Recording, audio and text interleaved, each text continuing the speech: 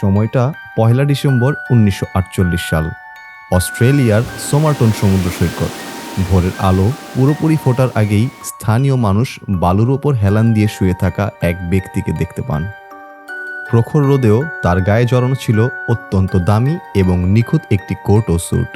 প্রথম দেখায় মনে হচ্ছিল তিনি হয়তো শান্তিতে ঘুমাচ্ছেন, কিন্তু কাছে যেতেই সবার মেরুদণ্ড দিয়ে বয়ে গেল হিমশীতল স্রোত।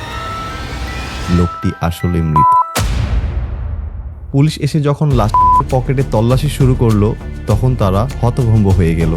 লোকটির কাছে কোনো ওয়ালেট ছিল না, কোনো আইডি কার্ড ছিল না, এমনকি তার জামা কাপড়ের সমস্ত ম্যানুফ্যাকচারিং ট্যাগগুলো অত্যন্ত নিখুঁতভাবে ব্লেড দিয়ে কেটে ফেলা হয়েছিল, যেন কেউ একজন পৃথিবীর বুক থেকে তার পরিচয় চিরতরে মুছে দিতে চেয়েছিল।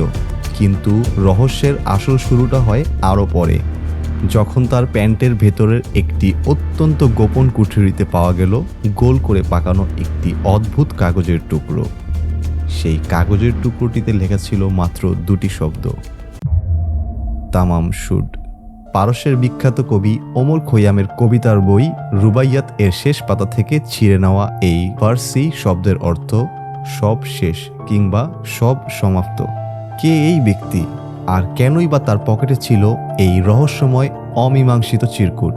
আজ আমরা উন্মোচন করব ইতিহাসের অন্যতম সেরা এবং রোমাঞ্চকর অমীমাংসিত রহস্য, দ্য তামাম শুড কেস। পুলিশ যখন এই কেসের তদন্তে নামলো, তারা বিজ্ঞান এবং যুক্তিকে বুড়ো আঙুল দেখিয়ে দেওয়া একের পর এক ক্লু পেতে থাকলো।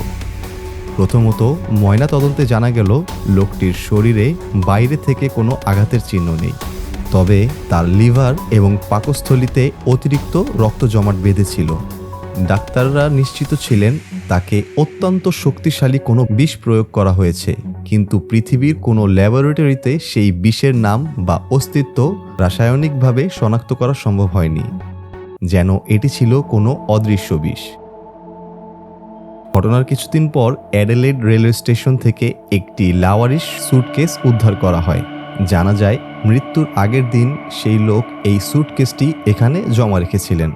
স্যুটকেসের ভেতরে পাওয়া যায় কিছু জামা কাপড় এবং সেখানেও সবগুলো কাপড়ের ট্যাগগুলো কাটা ছিল, কিন্তু এর সাথে পাওয়া যায় একটি ইলেকট্রিশিয়ানের স্ক্রু ড্রাইভার, সাধারণ কাঁচি এবং একটি টেবিল নাইফ, যেগুলোকে ঘষে ঘষে ধারালো অস্ত্রে রূপ দেওয়া হয়েছিল।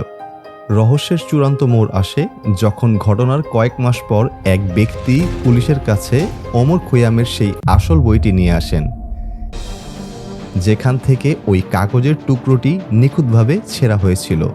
ওই ব্যক্তি জানান, লাশের সন্ধান পাওয়ার রাতে কেউ একজন তার গাড়িতে খোলা জানালা দিয়ে পিছনের সিটে বইটি ফেলে গিয়েছিল। পুলিশ যখন বইটি ল্যাবরেটরিতে আয়োডিন ট্রিটমেন্ট করল, তখন বইয়ের পেছনে পেন্সিল দিয়ে চাপ দিয়ে লেখা 5 লাইনের একটি অদ্ভুত গোপন কোড ভেসে উঠল। আজ পর্যন্ত পৃথিবীর বড় বড় ক্রিপ্টোগ্রাফার, মিলিটারি ইন্টেলিজেন্স এবং গোয়েন্দা সংস্থাও এই রহস্যময় কোডের অর্থ উদ্ধার করতে পারেনি। রহস্যের সুতো যেমন গভীরে নিয়ে যায়, তেমনি কিছু সুবাস আপনাকে নিয়ে যায় আভিজাত্যের এক অন্য দুনিয়ায়। আপনি কি খুঁজছেন এমন কোনো প্রিমিয়াম সুবাস যা সারাদিন আপনাকে রাখবে সতেজ এবং আকর্ষণীয়? তাহলে আপনার জন্য রয়েছে বারাকা বাংলাদেশ। দীর্ঘস্থায়ী এবং প্রিমিয়াম কোয়ালিটির আতরের এক অনন্য সমাহার নিয়ে বারাকা বাংলাদেশ আপনার ব্যক্তিত্বে যোগ করবে এক রাজকীয় ছোঁয়া। প্রিমিয়াম কোয়ালিটি এবং দীর্ঘস্থায়ী সুবাসের এক নির্ভরযোগ্য নাম বারাকা বাংলাদেশ। আজই আপনার পছন্দের সুবাসটি অর্ডার করতে ভিজিট করুন বারাকা বাংলাদেশের অফিসিয়াল ফেসবুক পেজে, লিংক ডেসক্রিপশনে দেওয়া আছে। সোমারটন ম্যানের এই অবিশ্বাস্য রহস্য উদ্ঘাটনে বিশ্বজুড়ে জন্ম নিয়েছে অজস্র রোমাঞ্চকর তথ্য বা থিওরি। আজ আমরা এখান থেকে গুরুত্বপূর্ণ 2টি থিওরি নিয়ে আলোচনা করব। প্রথম থিওরি, কোল্ড ওয়ার স্পাই বা গুপ্তচর। 1948 সালটি ছিল আমেরিকা এবং সোভিয়েত ইউনিয়নের মধ্যে তীব্র কোল্ড ওয়ার যুদ্ধের সময়। লোকটির কাপড়ের ট্যাগ নিখুঁতভাবে কেটে ফেলা, শরীরে কোনো চেনা বিষের সন্ধান না পাওয়া এবং ডায়েরিতে মিলিটারির মতো অদ্ভুত গোপন কোড, এই সব কিছুই ইঙ্গিত করে তিনি হয়তো কোনো আন্তর্জাতিক স্পাই ছিলেন। ধারণা করা হয় কোনো গোপন মিশন বা তথ্য পাচারের সময় ধরা পড়ে যাওয়ায় তাকে এমন কোনো রাসায়নিক বিষ দিয়ে নিখুঁতভাবে খুন করা হয়েছিল যা বিজ্ঞানের ধরাছোঁয়ার বাইরে ছিল। দ্বিতীয় থিওরি, ব্যর্থ প্রেমের ট্র্যাজেডি।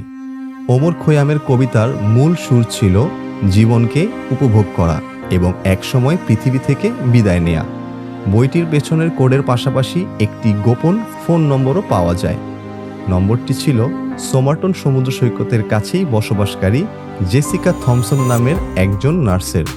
পুলিশ যখন জেসিকাকে লোকটির প্লাস্টার কাস্ট দেখায়, জেসিকা প্রায় মূর্ছা যাওয়ার মতো অবস্থা প্রকাশ করেন, কিন্তু তিনি দাবি করেন তিনি এই লোকটিকে চেনেন না। অনেকেরই ধারণা জেসিকার সাথে তার কোনো গভীর সম্পর্ক ছিল, যা কোনো কারণে ট্র্যাজিক সমাপ্তির দিকে রূপ নেয়। দীর্ঘ 7 দশকেরও বেশি সময় ধরে এই রহস্যের কোনো কিনারা হয়নি। বিশ্ব একে চিরতরে একটি অমীমাংসিত কেস হিসেবে ধরে নিয়েছিল, কিন্তু 2022 সালে এসে ঘটে ইতিহাসের সবচেয়ে বড় এবং অবিশ্বাস্য প্লট টুইস্ট।